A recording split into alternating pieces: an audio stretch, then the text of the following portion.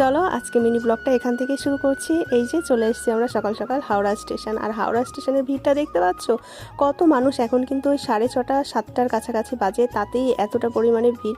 মানে হাওড়া শিয়ালদা এমন একটা স্টেশন যেখানে সব সময় রাত দিন 24 ঘন্টাই বোধহয় এরকম ভিড় থাকে। তো যাই হোক, আমরা চলে এসেছি আমাদের ট্রেনের কাছাকাছি। আমাদের ট্রেন দিয়েছে হচ্ছে 11 নম্বর প্ল্যাটফর্মে।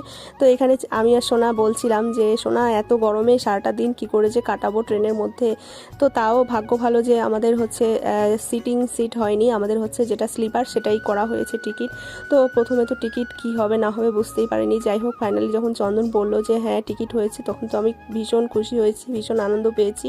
এই তো আমরা আমাদের সিটে বসে পড়েছি, মোটামুটি খুব ভালো সিটই। এই যে সাইড আপারে হয়েছে, কিন্তু সাইড লোয়ারের যে ছেলেটা মানে ভাইটা, সে আর এই সিটটা পাইনি, সে এদিক ওদিক আর কি শুয়ে বসে বেরিয়েছে।